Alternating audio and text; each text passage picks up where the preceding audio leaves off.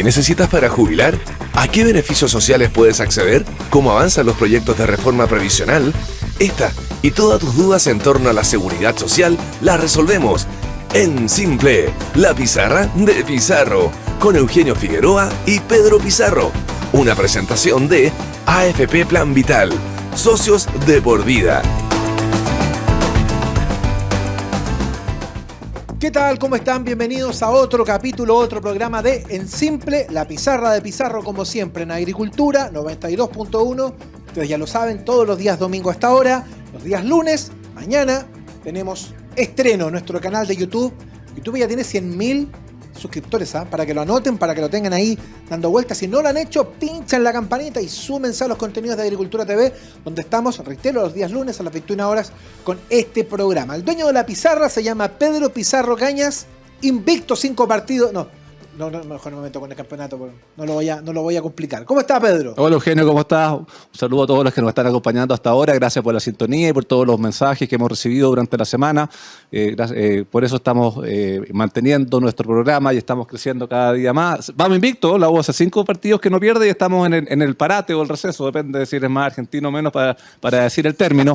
Así que vamos bien, yo creo que vamos a sufrir menos que el año pasado. No sé si nos dará para pelear la punta, pero vamos a tener menos sufrimiento al menos este año. El invitado que tenemos hoy, en realidad son 2 invitados, porque son su computador y él, ¿ya? Pero me dicen que no les gusta el fútbol, pero son amantes de los deportes de velocidad. Preséntelo usted, por favor. Sí, tenemos hoy para hablar de educación financiera y hablar de datos financieros, de morosidad y de deuda a Esteban Carrasco. Esteban es director de la Escuela de Negocios de la Universidad San Sebastián y también tiene como hobby todo lo que es las carreras de auto. Él ahí nos va a contar también su hobby, cómo lo lleva adelante. Esteban, ¿cómo estás? Buenos días, gracias por acompañarnos. Pedro Eugenio, muchas gracias por la invitación. Si bien, tal como tú decías, no soy muy aficionado al fútbol, en mi familia sí ha habido grandes influencias. Entonces yo creo que producto de eso, como había antagonismo y todo eso, terminé mejor inclinándome por otras cosas que generaban menos división. ¿Quién es tu ídolo en el volante?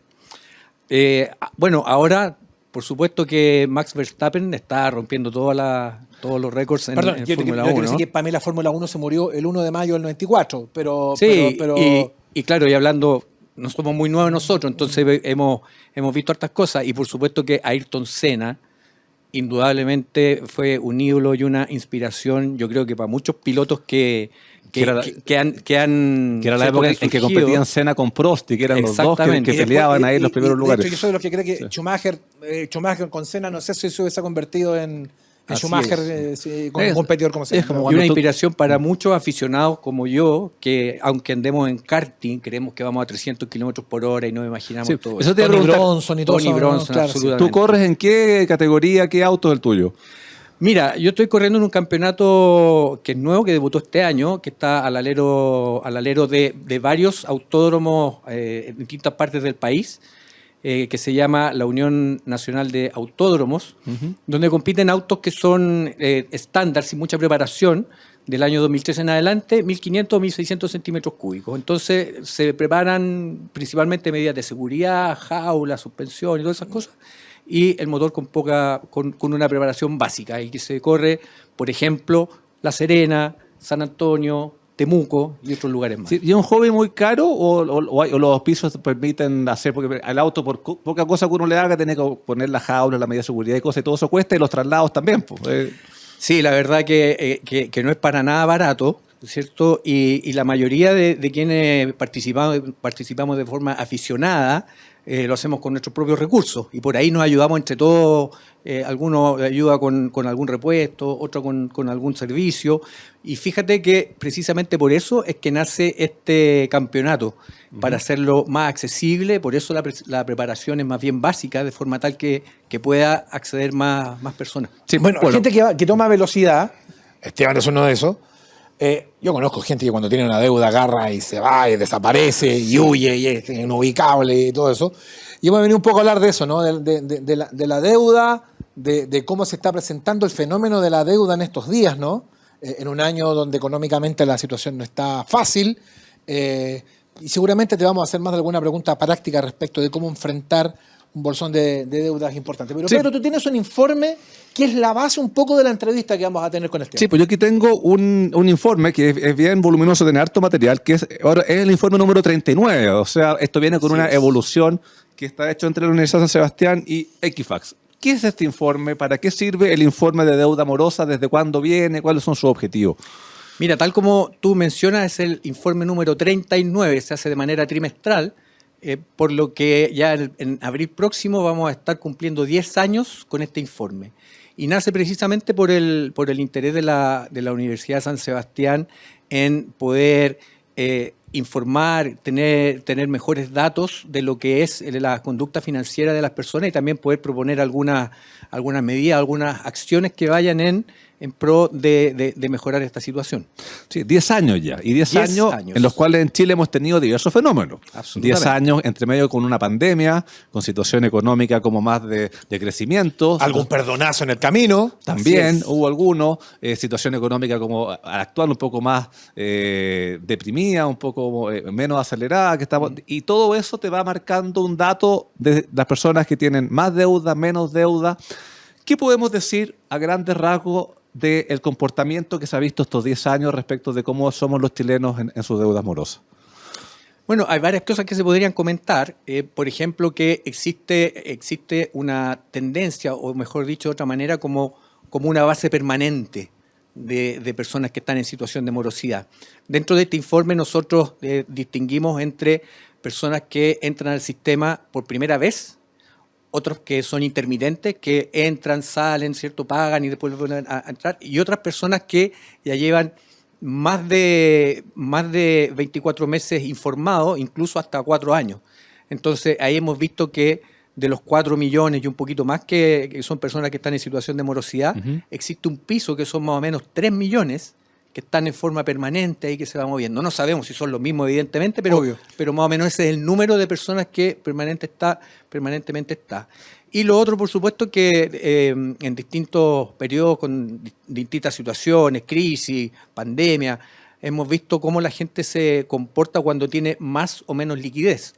Y, por ejemplo, en la pandemia pudimos ver que cuando accedieron a nuevos fondos, mayor liquidez por los retiros, por la ayuda del gobierno, la morosidad bajó considerablemente.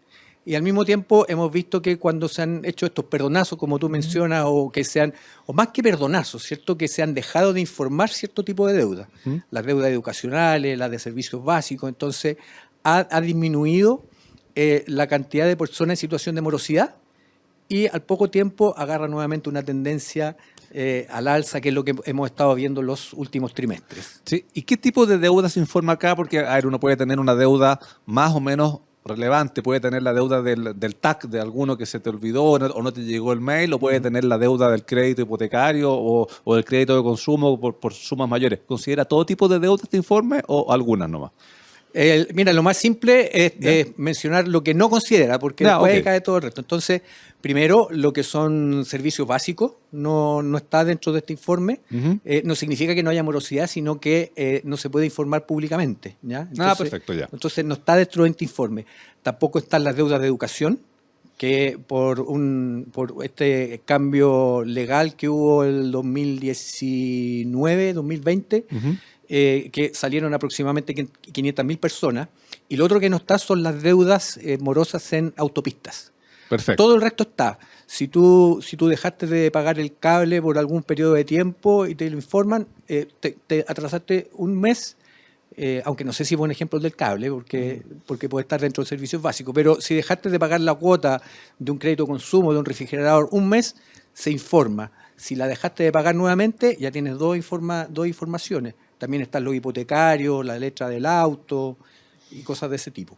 Ahora, este comportamiento de pago es bien importante porque hay muchas cosas que terminan por incidir al momento de no sé si de buscar un trabajo, al momento quizá de arrendar un departamento, un lugar, donde te piden precisamente tener el tema del comportamiento de pago. Si uno tuviese que ponerle una etiqueta al chileno, ¿el chileno es buen pagador o le cuesta?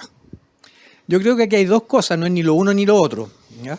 ¿En qué sentido? De que la información que nosotros vimos a lo largo de la pandemia mostró que hay una tendencia muy clara o una correlación muy clara que cuando existe más liquidez, cuando hay más plata, hay más disponibilidad, la gente paga, ¿ya? Y eso lo dicen los datos. Lo que habla muy bien del chileno. Lo que habla muy bien del chileno. Pero por otro lado, también esto no... hay información del tipo de quiénes o qué rangos de edad están endeudados. Entonces podemos ver que hay jóvenes desde los 18 años que ya están informados. O sea, hay cerca de 1.200, 1.500 jóvenes de 18 años que ya tienen deuda morosa. Entonces, aquí hay un poco vaso medio lleno y medio vacío. Lo bueno es que cuando hay plata pagan, pero lo malo es que en términos de educación financiera, de conducta, de cultura, al parecer tenemos harto al debe. Perdón, Pedro. Claro. Entonces, ahí está el problema. Yo comentaba con Esteban antes de empezar el programa que, no sé, cuando un muchacho entra a la universidad, por ejemplo, lo primero que uno va a encontrar en la universidad es el banco X o la casa comercial Eso X. en la época nuestra. No sé si hoy en día sigue estando que les dan tarjeta también a los universitarios. Claro. Ya. Así es, eso es algo, lo hemos visto en distintos lugares, de vez en cuando aparecen las noticias, ¿cierto? Cuando salen precisamente estos informes, se habla mucho de eso y precisamente ocurre que los jóvenes tienen mucho acceso, muy fácil acceso a fuentes de deuda, ¿cierto? A instrumentos de deuda. La tarjeta de crédito de casa comercial, que de repente en el mismo mall se acercan a los jóvenes o en la calle. Claro, Tal como tú dices, en la calle te ofrecen la sin duda, tarjeta. Sí. tal como tú dices, en la universidad, sobre todo aquellas carreras que se supone que tienen también una mayor empleabilidad. Entonces, desde que ya están en la universidad, antes de tener un trabajo, incluso pueden tener acceso. Entonces, yo creo que eso es bien discutible, bien debatible, si es correcto o no. Sí, porque ahí lo más probable es que termine pagando el papá, porque la dirección que va a dar ese joven va a ser la dirección de los papás y donde va a ir eventualmente la cobranza o eventuales embargos y eso te obliga el día de mañana a tener que meter una tercería y una serie de trámites para evitar que sea el papá el que pague la deuda de ese hijo que es mayor de edad. Ahora, ¿cómo estamos en educación financiera a nivel universitaria? ¿Las personas logran ya desde la universidad irse ordenando, ir entendiendo bien cuánta deuda es sano, cuánto ya no lo es, en qué me puedo endeudar o estamos muy al debe en eso? Mi opinión personal, Sí. yo creo que es compartida por varias otras personas más, es que en educación financiera tenemos mucho por hacer. Hay una gran deuda como país en este tema. Y se puede ver desde no solo universitarios, ¿cierto? Que solo algunas carreras tienen algunos cursos que son relacionados con el área de finanzas. Me tocó, por ejemplo, dictar un curso precisamente de finanzas para profesionales de la salud, con posgrado y todo, personas mayores de 30 años, donde efectivamente existe un desconocimiento bastante alto. Entonces se sorprendían mucho al conocer cuáles son los efectos, cuáles son las cosas que hay que hacer, ¿ya? Entonces yo creo que es a todo nivel, pero yo creo que donde más uno puede incidir es desde la educación básica. De la misma forma que uno enseña hábitos saludables, ¿cierto? Hábitos de deporte, las finanzas personales son hábitos de vida y que mientras más temprano los pueda abordar, mejor efecto tienen y además se puede traspasar esto a otras personas. Entonces ahí yo creo que está la gran deuda. Sí, porque ahí se ha hablado harto de incorporar educación financiera y educación previsional desde la educación media o la educación técnica, pero se ha discutido al respecto. No se implementa aún. ¿Por qué no se implementa? No hay cantidad de personas que puedan hacer las clases, hay tanta otra materia que se hay que pasar que no se le ha dado la importancia suficiente. O sea, ¿qué nos falta como país, a tu opinión, para poder avanzar en esta educación financiera o previsional ya desde educación básica o educación media? Mi impresión es que este no es un tema que lo pueda resolver algún organismo de manera individual. Actualmente hemos visto, o me ha tocado ver, que existen muchos programas que son como de nicho, esfuerzos aislados, que alguna empresa, algún organismo público, una universidad, un colegio, y que esas cosas tienen efectos más bien acotados y puntuales. Entonces, yo creo que aquí tienen que converger distintos organismos, distintas organizaciones. Por un lado, el Estado, por supuesto, en temas de educación financiera, en términos de regulación, esto mismo que hablábamos de que los jóvenes puedan acceder a tarjeta de crédito sin haber comprobado su capacidad de pago, ¿ya? Eso es algo que se puede discutir, pero también las instituciones de educación, universidades, colegios, que sean capaces de integrarlo a sus programas, que también sabemos que no es tan fácil, existe una regulación también de todo lo que se puede hacer y lo que no se puede hacer, y por otro lado las propias empresas, empresas de todo tipo, pero principalmente empresas financieras, que asuman un rol en términos de educar y ayudarle a sus clientes a tomar mejores decisiones, ¿ya? Entonces, yo creo que hay una conversación pendiente entre estas tres partes y hemos visto esfuerzos. Por ejemplo, ahora nosotros mismos en la Universidad de San Sebastián estamos por iniciar un programa de educación financiera con el gremio del retail financiero. Perfecto. Ellos han asumido un compromiso para poder capacitar a sus trabajadores y que eso se traspase a familias, a clientes. ¿Te fijas? Perfecto. Pero en la medida que no esté presente este tercer componente, que es el Estado, siempre quedamos en esfuerzos aislados. Te voy a dejar una pregunta en el aire para que lo pienses en los comerciales. 3 cosas que la gente debería saber básicas de sus finanzas personales. Hablando de cosas que nos faltan, 3 cosas que deberíamos saber y que quizás no sabemos, para que lo pensemos. Estamos con Esteban Carrasco, nuestro entrevistado del día de hoy, director de la Escuela de Negocios de la Universidad de San Sebastián, con el dueño de la pizarra, don Pedro Pizarro, y yo les quiero contar algo muy importante. La confianza se construye con hechos. En Plan Vital se preocupan de brindar el mejor servicio a sus afiliados, ofreciendo múltiples canales de atención que resuelven de forma clara y rápida diversas consultas. Cámbiate hoy mismo, Plan Vital, socios de por vida. Y saludamos a nuestros amigos de la H, por supuesto, la Asociación Chilena de Seguridad. Suma a tu equipo a los más de 2,7 millones de trabajadores que ya son parte de la mutualidad líder del país. Asociación Chilena de Seguridad. Nadie cuida mejor a los trabajadores de Chile y sus familias. Conoce más en el www.achs.cl. Y como siempre, te invitamos a suscribirte a nuestro canal de YouTube. Sí, el de los 100.000 suscriptores. Agricultura TV, donde podrás encontrar programas exclusivos. Ya lo sabes, pincha la campanita, déjanos tus comentarios e interactúa junto a nosotros. Tomás, ¿cuándo llega la placa de los 100.000? ¿Todavía no? Es incierto, pero la vamos a tener, la vamos a mostrar y todo eso, ¿no? Muy bien, lo vamos a hacer, por supuesto, aquí conversando con Tomás Lavado, nuestro doctor. La pausa es breve, ya estamos de vuelta. En Agricultura es En Simple, la pizarra de Pizarro, con Eugenio Figueroa y Pedro Pizarro. Estamos de vuelta en Simple, la pizarra de Pizarro en Agricultura, 92.1, por supuesto, en la radio los días domingos a esta hora, los días lunes, estreno en nuestro canal de YouTube Agricultura TV, hoy con Esteban Carrasco, fue subsecretario de Economía en el gobierno del presidente Piñera, pero hoy es el director de la Escuela de Negocios de la Universidad de San Sebastián, con quien estamos hablando de la educación financiera, y yo te dejé planteada la pregunta. Cuéntanos 3 cosas básicas que los chilenos deberíamos saber y no sabemos de nuestras finanzas personales. Estoy pensando en precisamente en comenzar a enseñar quizá con lo mínimo. Muy buena pregunta, y la respuesta, fíjate tú, que es bastante simple, pero no es fácil, ¿ya? ¿A qué me refiero? Lo primero que todas las personas necesitamos entender es que no podemos gastar más de lo que ganamos, ¿ya? Hay 2 formas de abordar ese tema. Yo tengo un amigo que siempre me decía, oye, yo trato de ganar más de lo que gasto. O sea, yo gasto y luego me preocupo de cómo lo consigo. Ha tenido varios problemas, ¿ya? Y otra forma de hacerlo es, oye, dado lo que yo gano, mis ingresos, ahí yo puedo saber o puedo decidir cuánto puedo gastar. Entonces, lo primero, no se puede gastar más de lo que uno gana. Lo segundo es que en términos financieros hay que planificar. Improvisar en el largo plazo te genera pérdidas, te genera gastos de más. En la medida que uno planifica, sabemos que viene marzo, entonces tenemos que saber de dónde vamos a sacar la plata para las matrículas, para las patentes, todas esas cosas. Caro el mes Bien carito el mes Bien carito. No, y súmale que en abril después vienen las contribuciones, así que tampoco es más barato ya. No, y después poner los impuestos y todo. Un panorama horrible. Y de hecho, de una forma más poética, creo yo, el invierno siempre va a llegar.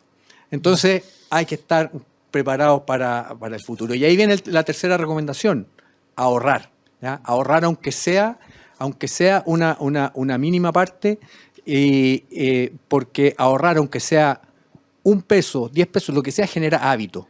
Y el que es capaz de ahorrar en lo poco, también es capaz de ahorrar en lo mucho. Oye, Esteban, a propósito de este páramo que hay respecto de la educación financiera, esta cosita que tengo en la mano, el teléfono, yo no sé hasta qué punto se convierte en amigo y en qué punto se convierte en enemigo. Porque si uno se mete en las redes sociales, se mete en Instagram, se mete en TikTok, aparece una cantidad de gurús, de gente que te da recomendaciones financieras y que te hablan de la libertad financiera, es que no, mira, es que utiliza las tarjetas de crédito mejor y no gastes tu plata. O sea, una cantidad de consejos que hay que tomar esos consejos. ¿Dónde puedo escuchar o dónde puedo leer algo serio? Mira, esa opinión que tienes tú de qué pasa con las redes sociales y todas las opiniones que a veces son incoherentes, divergentes, contradictorias, yo creo que es válido para todas las redes sociales en general, ¿ya? Entonces hay que ser muy cuidadoso con ellos. Sí, sin duda que la tecnología nos ha traído beneficios, pero también nos ha traído algunas complicaciones.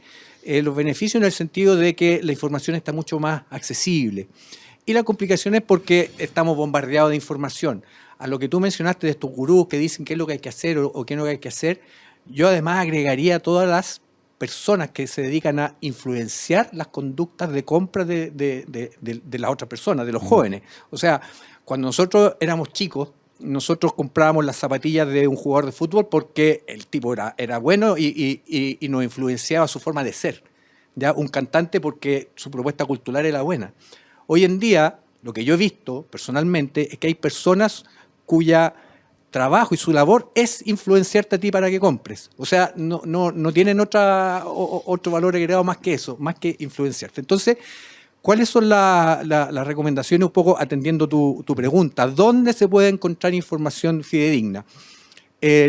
Lo más, yo creo, directo y confiable es dirigirse a las instituciones que están creadas para regular el mercado y también para protección del consumidor. Entonces tenemos el CERNAC, que tiene muy buenas herramientas para presupuestar, para calcular gastos de cobranza, para ese tipo de cosas. Tenemos la Comisión para el Mercado Financiero, la CMF, que también tiene información de mucha utilidad. Banco Central, la Superintendencia de Insolvencia y varias otras instituciones que tienen sus páginas web disponibles y que tienen mucha información de buena calidad y disponible. Sí. Estaba revisando aquí el estudio número 39 del informe de deuda morosa que hace la Universidad de San Sebastián junto con Equifax y me encuentro con varios datos que me van llamando la atención. O sea, el primero es ver que hasta el mes de marzo, entre marzo y junio del 2020, que es lo peor de la pandemia, antes de la IFE universal, antes de los retiros, llegamos a casi 5 millones de deudores morosos. Así es. Hoy en día estamos en 4.100.000, que es menos que lo que traíamos antes, en diciembre del 2018. O sea, se redujo la cantidad de deudores morosos y estamos con niveles inferiores a lo que teníamos antes de la pandemia, antes del estallido social. Y la gente paga. Porque uno ve un descenso aquí súper importante entre junio del 2020 y septiembre del 2020 de casi 600.000 personas. O sea, ¿hay un comportamiento responsable de los chilenos en promedio? ¿Teniendo plata pagan? Es muy buena tu pregunta y porque hay que interpretar los datos, ¿cierto? Claro. Hay que mirar qué es lo que está detrás de eso. Tal como tú dices, el PIC llegó a casi 5 millones de personas. Coincidentemente, por esa fecha se tramitó esta ley que impedía informar las deudas morosas en educación, ¿ya? Entonces, en ese número que tú planteas, esa disminución de 600.000 personas, hay aproximadamente 500.000, un poquito menos, que fueron sacadas del sistema por esta ley. ¿Ya? Entonces se dejaron de informar. Ahí se ve esa caída grande. Perfecto, ya. Pero sin duda que tu análisis es correcto en el sentido de que desde ese punto, ¿cierto?, las personas en situación de morosidad fueron bajando hasta hoy que estamos en niveles un poquito más bajos que el 2019, pero que sin embargo durante los últimos 4 trimestres esa tendencia a la baja se cortó y ha ido levemente subiendo y como que volviendo a una situación más que podríamos llamar, entre comillas, normal, lo que habíamos visto antes. Sí, lo otro ustedes tienen medido también, y siempre se ha dicho que las mujeres son más cumplidoras de sus obligaciones que los hombres. ¿Eso se ve reflejado también en el cumplimiento de deuda? O sea, lo que se ve reflejado en ¿Sí? este informe es que las mujeres deben menos en promedio que los hombres, ¿ya?, en términos de morosidad. En términos de deuda, que es con datos de la CMF, ocurre lo mismo. Sin embargo, los montos son menores, ¿ya? Ahora, deben más en número de personas, pero los montos son menores. ¿Por eso es porque cumplen más o porque tienen menos acceso a deudas más altas? Claro, precisamente vaya iba. Porque esto tiene varias interpretaciones, pero las más plausibles son precisamente que las mujeres, al tener la cifra, ¿cierto? La estadística indica que tienen más rotación en el trabajo, ¿cierto? Cambian más de trabajo, tienen obligaciones en la casa, se hacen cargo de su hijo cuando están más chicos. Tenemos que hacernos cargo todos ahí y la corresponsabilidad tenemos que avanzarla harto ahí. Entonces, también con sueldos más bajos, que es otra cosa que hay que hacerse cargo, entonces, por lo tanto, tienen menores accesos a crédito. Perfecto. ¿Ya? Entonces, esa es una razón que uno podría decir, oye, ¿por qué los créditos son de orden más bajo? Porque tienen menos acceso, ¿ya? Pero, sin embargo, también hemos visto que han ido en la misma tendencia hombres y mujeres, que cuando ha habido disponibilidad de plata, ha bajado. Entonces, el comportamiento es más o menos similar. Yo soy más de la idea de que han tenido más restricciones, ¿ya? Y por supuesto, nosotros tenemos que reconocer en las mujeres que tienen ciertas virtudes que son más ordenadas que nosotros los hombres. Sí, otro dato que me llama la atención, que se puede interpretar de muchas maneras, es ¿a quién le debemos? Porque ahí vemos que en la participación de deudores morosos por rubro vemos que el 45% se le debe al retail. Así es. Entonces uno podría decir, el retail tiene mayor oferta de crédito que otras instituciones, uno compra más en el retail porque después viene con un 26% la banca y después las actividades financieras y seguros, actividades de servicio y cosas por el estilo va bajando, pero al retail el 45%. ¿A qué se debe que al retail al que yo más le debo? Claro, ahí el fenómeno que ocurre es que el retail financiero, ¿cierto? En general ofrece créditos de cuantía más baja, ¿ya? Y lo que muestra este informe, que en términos de número de personas, ¿ya? La mayor cantidad está en deuda con el retail, ¿ya? Hay harto crédito de consumo, hay harto crédito en cuotas para comprar algún bien durable, cosas de ese tipo. Es un clásico que uno va a comprarnos un par de calcetines y dice, ¿sabe que tiene un crédito preaprobado por 350 lucas? ¿Lo toma? Exactamente. Sí. O sin ir más lejos, que estábamos hablando del endeudamiento juvenil, que van y le ofrecen el último teléfono en cómodas cuotas y también terminan endeudados ahí. Entonces, y en términos de monto, ¿a quién le deben más plata las personas? A los bancos. Y ahí precisamente porque los montos de los créditos son más altos y ahí influyen mucho los créditos hipotecarios. Entonces, cuando hablamos de número de personas, con el retail es donde está la mayor cantidad, y cuando hablamos del monto de plata que se debe, a la banca. Perfecto. Estaba hablando del crédito recién. Hoy en día, con la inflación que hay, ocupar esta cosa de la tarjeta que te da 3 cuotas precio contado, e ir pagándolo durante 3 meses y no uno, y entre medio, y si uno puede tomar un depósito a plazo por el monto que sea, por esos meses hasta que se venza. ¿Tiene sentido? ¿Vale la pena? Bueno, por supuesto que siempre se generan oportunidades, ¿ya? Y aquí es clave algo de las cosas que mencionábamos anteriormente, que es la planificación. Si tú puedes planificar, ¿cierto? Y eres ordenado con tus obligaciones financieras, efectivamente puedes aprovechar estas oportunidades de 3 cuotas precio contado, es decir, no se te aplican intereses ni nada, y en un momento de inflaciones más altas puedes ganar algo por ese monto de dinero. Pero además también hay otras formas que han sido en todo momento que son buenas estrategias. Ocupar la tarjeta de crédito para pagar durante el mes y pagar la tarjeta antes de que empiezan a correr las cuotas. No pagan ni un interés, no pagan ni un gasto. Porque los intereses de la tarjeta son altos habitualmente. Son altos cuando tú ocupas este crédito rotativo, es decir que tú compras y no pagas toda la deuda y se te pasa el otro mes. Ya, empiezas a pagar la cuota mínima. Empiezas a pagar la cuota mínima, eso es carísimo. Ese es un error en el cual la gente cae, esto del pago, ¿cómo se llama? El pago mínimo, ¿no? El pago mínimo. Tú puedes pagar la deuda completa del mes o una parte, y lo otro queda. Pero claro, y el pago mínimo, o sea, no sé, tú estás debiendo, no sé, 300 lucas y el pago mínimo son 30 y lo pagaste. ¿Es un error? Bueno, es un error, ¿ya? Pero es muy habitual que suceda, sobre todo en las personas que acceden por primera vez. Yo cuando accedí a mi primera tarjeta de crédito, creo que a los 20 años, fui y me compré una autopista Taico. Esa fue mi primera compra. Y efectivamente, como no tenía más plata... Le gustaban las carreras de auto desde chiquitito. Chiquitito. Entonces, efectivamente, como no me alcanzaba para pagar la entera, iba y pagaba el mínimo, pero al final yo creo que terminé pagando 3 autopistas Taiko. En la medida que uno ya va entendiendo, a muchas personas les puede haber pasado que cuando tienen la tarjeta es rico comprar, a todos nos gusta comprar, pero después cuando hay que pagar y nos vemos con dificultades, es como que ya vamos con lo mínimo, pero eso es el peor negocio porque el crédito rotativo de la tarjeta de crédito es carísimo. Ahora, perdón, a propósito de los datos, para efectos de los datos, circunstancias como esta, que no tenga el pago mínimo. No pagaste la cuota, son 300 lucas, tu pago mínimo son 30. ¿Te informan? No. No te informan. No, porque en ese caso... O sea, esto puede tener un submuestreo. O sea, Claro. hay algo que puede ser mucho más grande y no lo sabemos. Claro, en el sentido que las personas que no pueden pagar la deuda completa y van haciendo el pago mínimo, ¿ya? Como que van chuteando, van bicicleteando, es un crédito que está vigente.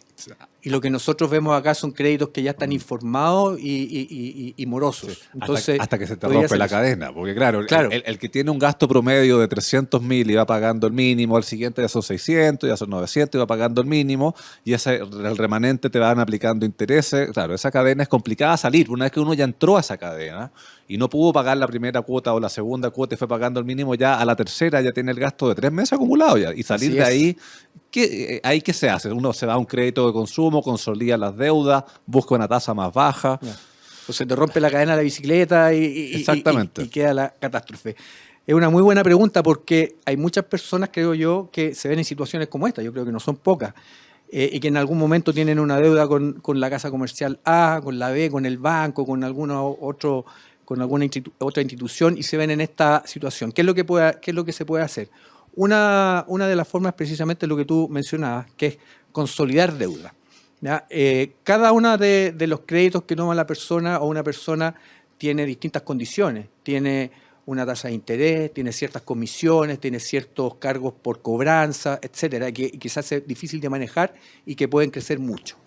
La alternativa de consolidar la deuda, es decir, ir a una institución financiera, un banco, por ejemplo, y decirle que llevarte toda la deuda para allá, o sea, el banco le paga a todos los demás y te quedas con la deuda con el banco, es una buena manera de ordenarte, porque ahí vas a tener una tasa de interés, una cuota y te quita la incertidumbre y te puedes ordenar. Y probablemente un plazo más largo. Esa es la también. vieja, Y plazos la más vieja y largos. conocida compra de cartera. Así es, Ya. así es. Entonces viene el banco, le paga a los demás, hace un nuevo crédito, tú caes al día y puedes negociar tal vez un plazo más largo, pero con condiciones más claras, una tasa de interés que tú la puedas conocer, una cuota que sea pareja, ¿cierto? Y eso ayuda mucho. Y también, para casos más extremos, ¿ah? Supongamos que hay una persona que ya definitivamente no le resultó ni esto o tuvo problemas muy, muy graves, a veces toca la mala suerte, te O de quedas sin repente hay gastos pega. que no puedes dejar de o hay gastos hacer, que no puedes alguna dejar de por hacer, tema de ¿sí? salud o lo que sea, hay Exacto. que hacerlo nomás. Para personas que ya entran en problemas de insolvencia serios, Ujú. tanto para empresas como personas, existe la Superintendencia de Insolvencia y Reemprendimiento, que es la antigua Superintendencia de Quiebra. Esta superintendencia no solo ayuda a las empresas a renegociar sus deudas, ¿cierto? Sino que también ayuda a las personas. Entonces, Porque, perdón, comentemos a la gente que las personas hoy día pueden declarar sin quiebra. así es. Así es. Entonces, precisamente, si una persona está en esa situación que ya no puede pagar, se puede acercar a esta superintendencia y pedir asesoría, que es gratuita, y dentro de los servicios, dentro de los arreglos que podrían resultar de eso, es una renegociación con las instituciones acreedoras. También uno de los beneficios que tiene es que mientras está este proceso de renegociaciones, hay un plazo donde no se pueden ejecutar acciones legales para cobrar. Entonces, es un muy buen dato, personas que ya se vean así muy dificultades, acudir a esta institución. Sí, ahí cuando tú dices ejecutar, aclaremos, ejecutar en materia de comercial es ir a cobrar. No Sí. es- claro. Sí, bueno, Valga la aclaración. o sea, por ahora supuesto. podemos decir que el otro fenómeno también está pasando, pero en fin. En fin. Ya, vamos con nuestros auspiciadores, ¿le parece, don Tomás? Perfecto, vamos, les quiero contar que la confianza se construye con hechos. En Plan Vital se preocupan de brindar el mejor servicio a sus afiliados, ofreciendo múltiples canales de atención que resuelven de forma clara y precisa diversas consultas. Cámbiate hoy mismo. Plan Vital, socios de por vida. Y, por supuesto, saludamos a los amigos de la Asociación Chilena de Seguridad, la H, por supuesto. Suma a tu equipo a los más de 2,7 millones de trabajadores que ya son parte de la mutualidad líder del país. Asociación Chilena de Seguridad, nadie cuida mejor a los trabajadores de Chile y sus familias. Conoce más en el www.achs.cl. Y como siempre te invitamos a suscribirte a nuestro canal de YouTube Agricultura TV, el canal de los 100.000 suscriptores, donde podrás encontrar programas exclusivos. Ya lo sabes, pincha la campanita, déjanos tus comentarios e interactúa junto a nosotros. Estamos con Esteban Carrasco, director de la Escuela de Negocios de la Universidad de San Sebastián, con Pedro Pizarro, el dueño de la pizarra. Hablamos de educación financiera. La pausa breve y ya estamos de vuelta. En agricultura es En Simple, la pizarra de Pizarro, con Eugenio Figueroa y Pedro Pizarro. Estamos de vuelta en Simple, la pizarra de Pizarro por Agricultura, 92.1 los días domingos en este horario. El día de mañana, día lunes, por supuesto, en nuestro canal de YouTube Agricultura TV. Estamos con Esteban Carrasco, director de la Escuela de Economía, ¿no? No, de Economía. Negocios. Escuela de Negocios. Exactamente. De la Universidad de San Sebastián, con quien estamos revisando este informe, que tiene varias cosas bien interesantes, pero comerciales hablaba respecto de los tramos etarios, que es bien importante. Sí, estaba viendo algo acá que creo que tengo alguna eventual explicación, pero Esteban la va a tener mucho más clara que yo. Viendo los tramos etarios de las personas que están con deuda hoy día. Y uno encuentra que de los un poco más de 4 millones de personas, un poco más de 1,5 millones están entre los 30 y 44. Entonces uno dice, claro, entre 30 y 44 es una edad en la que se gasta habitualmente. Mucha gente en esa época comienza a hacer su familia, comienzan los hijos, gastos de colegio, empieza a aumentar los gastos, lo tenemos claro nosotros tres. Entonces, lo diga. Probablemente ahí sea más fácil que uno pierda un poco la cadena, y también puede ser una edad en la que uno tenga más acceso a crédito, y eso también puede generar una mayor velocidad, porque luego viene un segmento entre 45 y 59, que es un poco más de 1.100.000, y luego los otros segmentos etarios tienen menor cantidad de personas. ¿Hay alguna explicación? ¿Es esa que estaba pensando yo, o hay otras explicaciones del por qué al final entre los 30 y los 59 años es cuando las personas tienen mayor cantidad de morosidad? Bueno, existe una correlación directa entre la cantidad de personas que hay por segmento de edad y lo que vemos, ¿cierto?, en los datos informados. Personas jóvenes hay pocas, porque también tienen poco acceso al crédito, y hay menos gente en el tramo de 18 a 24 que entre del 30 a los 50, ¿cierto?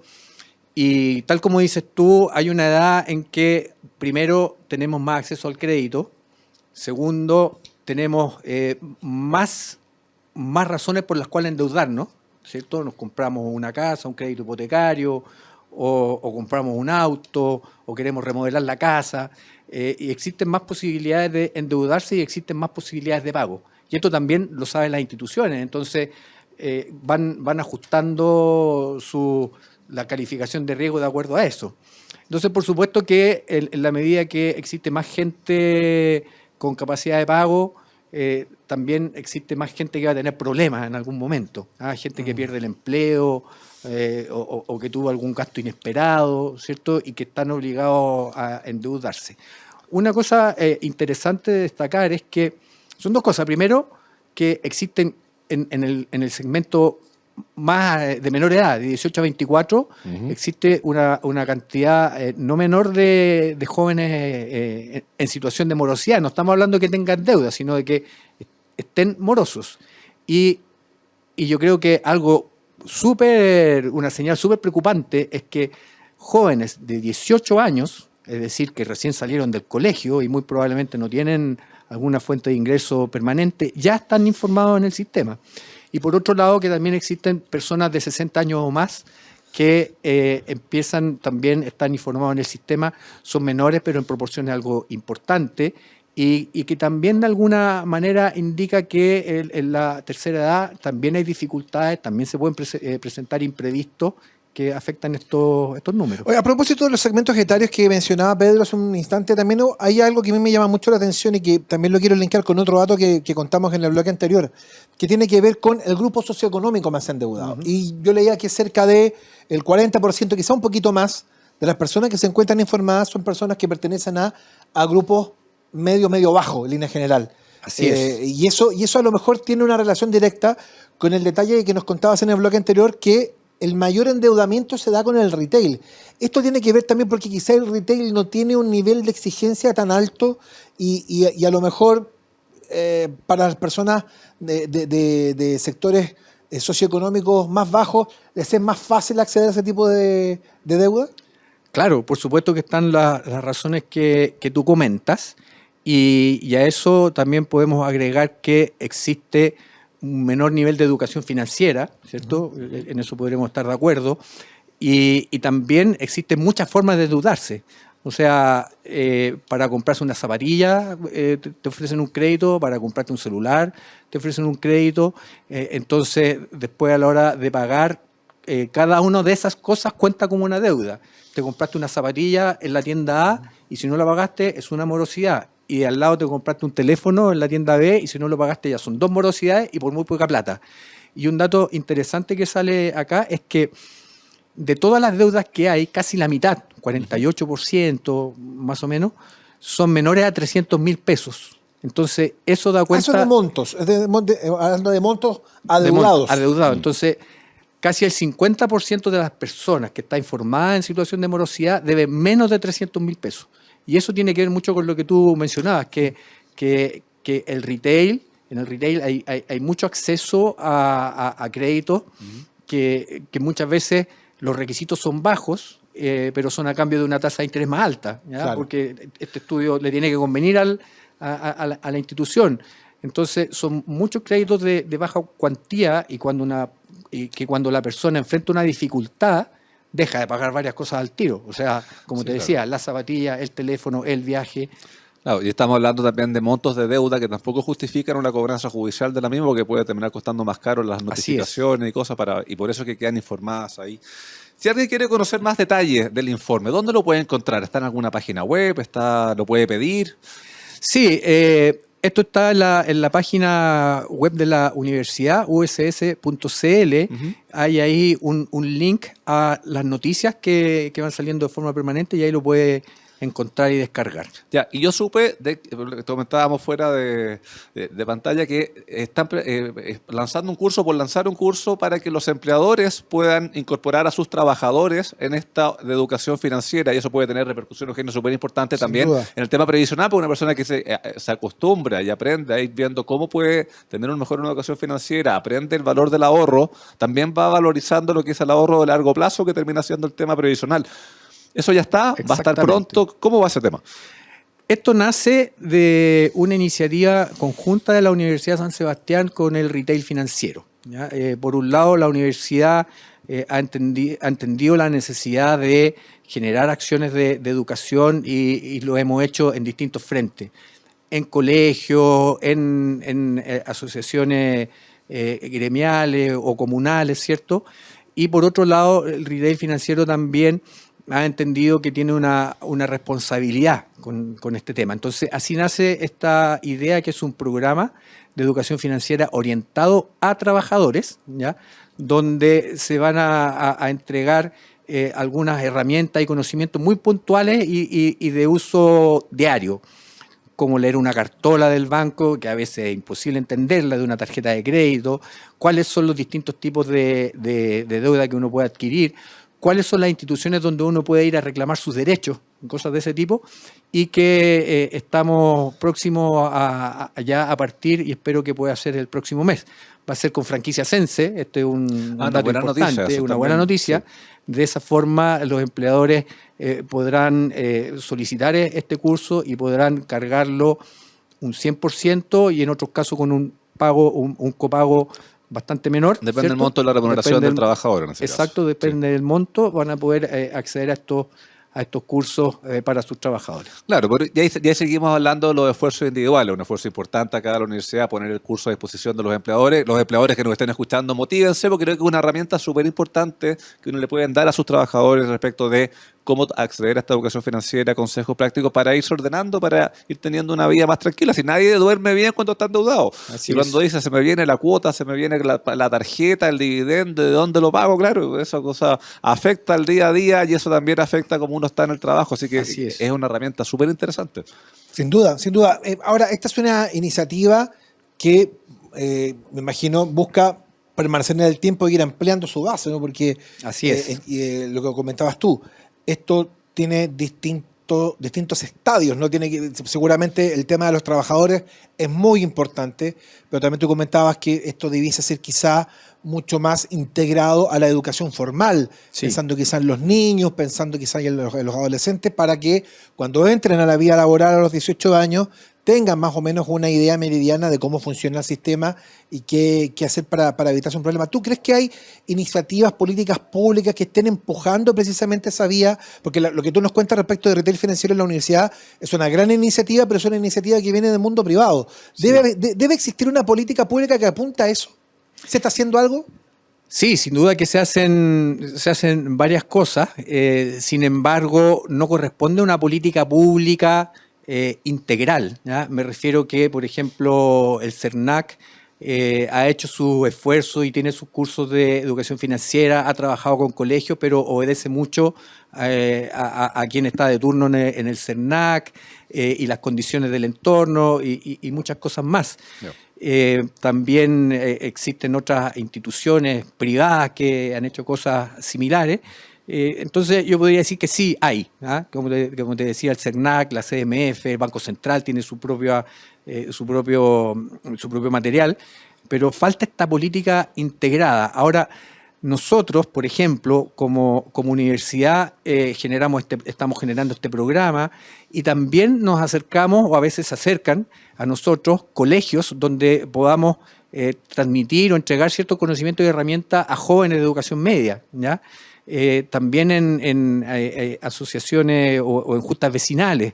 Entonces, es tan amplio el tema, ¿ya? que es muy difícil, por eso digo yo que es muy difícil abordarlo en el corto plazo y también es muy difícil abordarlo por alguna institución en particular. Pero Esteban, por ejemplo, serviría, además de algo lo ha planteado, serviría, por ejemplo, incluir la educación financiera dentro del currículum de la educación general básica, por ejemplo. Sin duda, yo creo plenamente en eso, de la misma forma en que también se ha debatido mucho y se ha discutido mucho de la educación cívica, ¿cierto? Que la educación cívica es algo que a nosotros nos tocó cuando estábamos más chicos. A ustedes, Y, sí. sí, hace harto rato ya. ¿Tú no tuviste educación cívica? En el colegio no. ¿No? Yo tuve educación cívica y me iba muy bien. Sí, también. Sí. Somos de la época como en blanco y negro nosotros, ¿no? Sí, más o menos. Más o menos. Más o menos. Y que había Betamax, una de esas cosas así medias raras. Oye, entonces sí, sin duda que puede tener mucho impacto, y como la educación en general, porque en la medida que tú logras incorporar o generar un impacto en niños, ¿cierto? Esos niños transmiten después esas mismas costumbres en su familia, en su entorno cercano, sus amigos, las personas que conocen, y en el día de mañana en su propia familia. Entonces, aquí hay oportunidades a todo nivel, en educación básica, en educación media, en la educación universitaria y por supuesto, más adelante en los trabajadores. Sí, estás hablando de la familia y también hay un tema que uno puede enseñar, que eso sí me lo inculcaban. A uno, me acuerdo, a mí mi bisabuela me regaló la libreta de ahorro del Banco del Estado, que uno le iba ahorrando Era un plata. clásico, ¿no? O te Uno regalaban nacía con la libreta de ahorro. O te Y te regalaban la alumbraban así a mano y la escribían con Eso. lápiz. O te regalaban la alcancía en que uno empezaba a guardar plata, y el chanchito de Pomaire ahí con las tres patas, el chanchito, y uno empezaba a juntar plata. O sea, igual te iban inculcando. O sea, Así es. hay distintas fuentes a nivel familiar también en que uno puede ir enseñando eso a temprana edad a los niños. Y lo importante, y tal como tú decías, aunque sea poquito, guarde el par de monedas que tiene ahí, y eso el día de mañana se va a dar cuenta que ya guardó mucho y que se puede comprar algo que no había pensado que se podía comprar antes. A lo mejor faltan los chanchitos, porque en la medida que uno tiene ahí encima de la mesa, ¿cierto? El chanchito que te está mirando. Claro, y aparte que para sacar la plata hay que romper el Y además chanchito. hay que romper el chanchito. Entonces, No será sin maltrato duda. animal esa que es tan sensible Bueno, por esas hay cosas que, por hoy. hay que tener cuidado. ¿cierto? Bueno, le puede poner una tapa debajo del chanchito Claro, para poderle eso es. sacar la plata. Y para Claro. no- Eso, ponerle una tapita ahí. Pero claro, ahí da la tentación de hacer trampa. También, pero sin duda, esas cosas son importantes. Y esto se va transmitiendo para todos lados, porque si tú tienes la noción de que los recursos son limitados, ¿cierto? Las ganas de comprar son infinitas y que tienes que ordenarte, eso después lo puedes aplicar en muchos ámbitos de tu vida. ¿Qué es el problema de la economía que hemos visto siempre? O sea, siempre hemos sabido que los recursos son limitados y las necesidades son múltiples, eso es el problema económico básico. Y no solo ahorrar plata, sino que, yéndonos para otro lado, hay que ahorrar agua. Entonces, aprender a ahorrar significa que eso te puede ayudar en distintas dimensiones de tu vida. Sí, Esteban, ¿tú sientes que el momento económico que está viviendo el país, con la inflación elevada, con una situación laboral que no está fácil, con los sueldos que están estancados, ¿tú crees que la situación actual es caldo de cultivo para que este informe que acabamos de compartir pueda eventualmente ir al alza?